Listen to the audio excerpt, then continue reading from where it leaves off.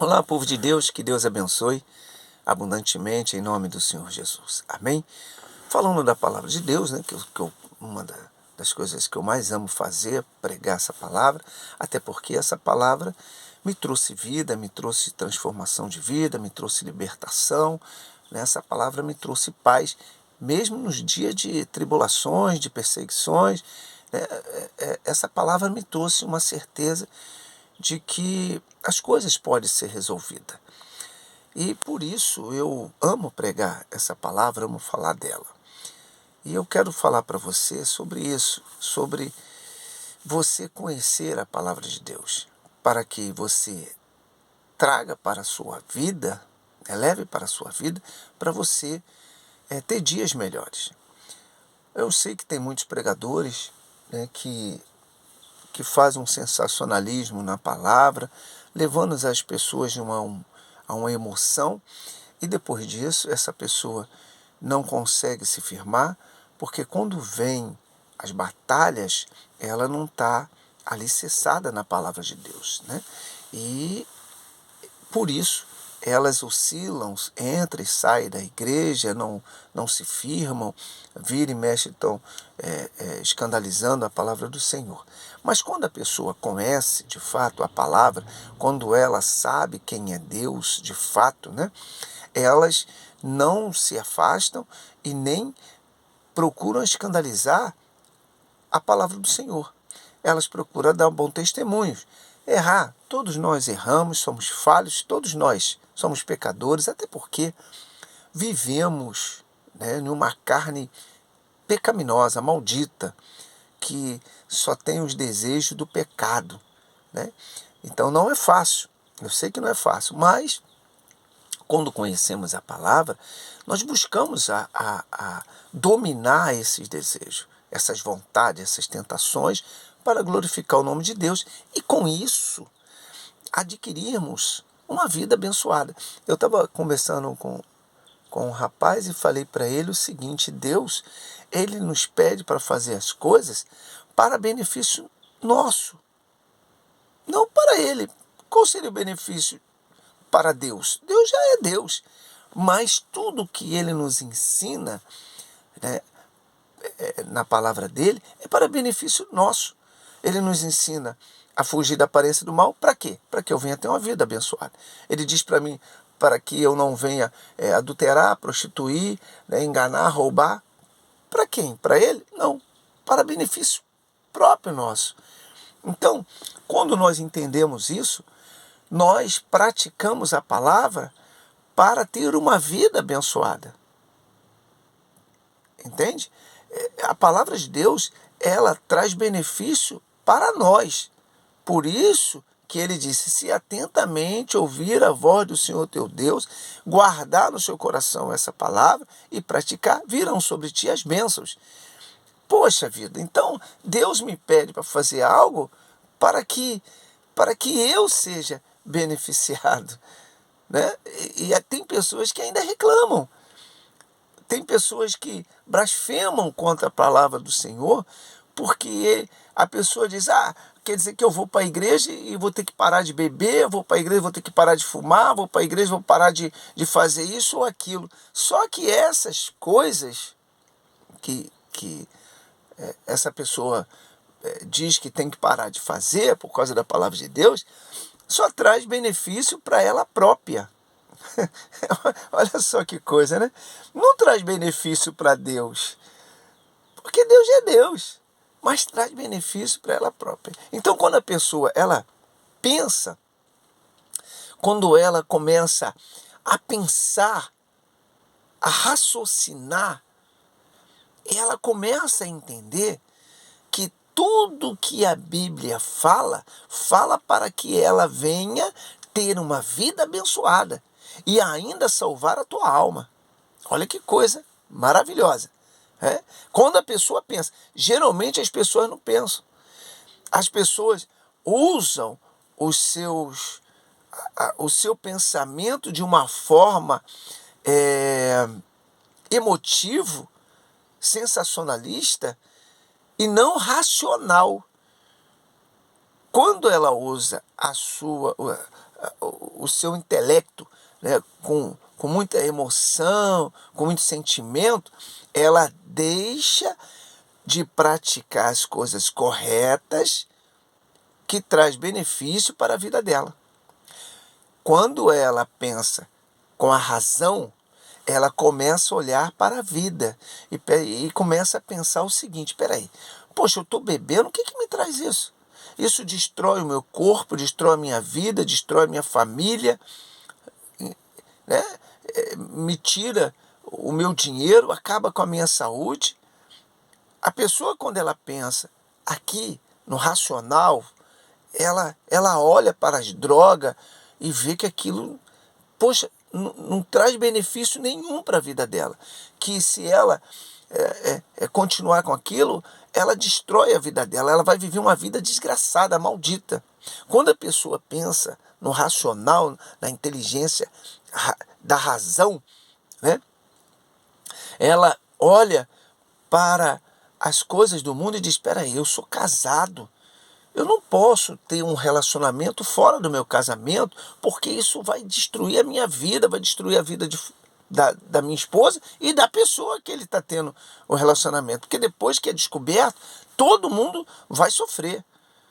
E aí, quando a pessoa tem filhos, sofre os filhos, sofre todo mundo. Então, a pessoa, quando ela pensa, né, com a razão, ela evita de fazer as coisas que vai trazer para ela a destruição, o sofrimento. A palavra de Deus, ela traz essa orientação.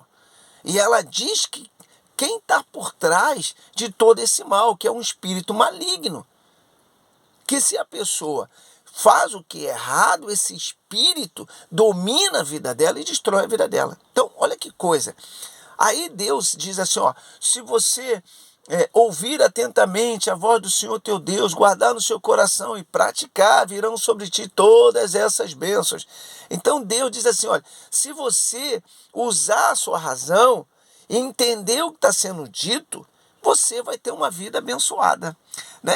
É como um pai que chega para o filho e diz assim, olha, meu filho, você não pode ficar fazendo essas coisas, porque, meu filho, essas coisas vai trazer para você dor, sofrimento, né? Vai te prejudicar.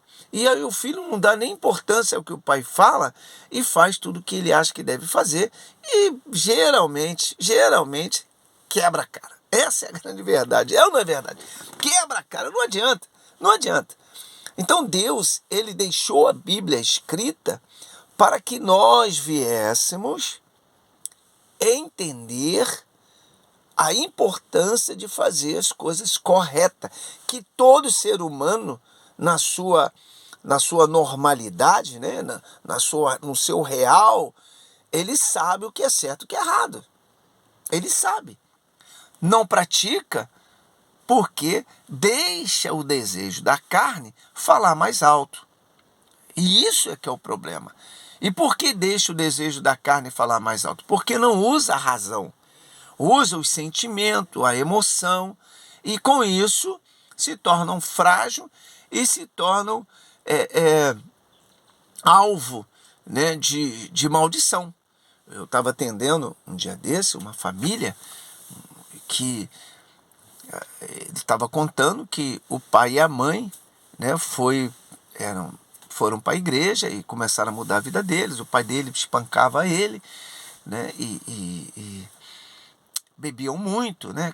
A mãe bebia muito, o pai bebia muito, e depois eles se converteram e foram para a igreja. E aí começaram a levar ele, e levar os filhos, né?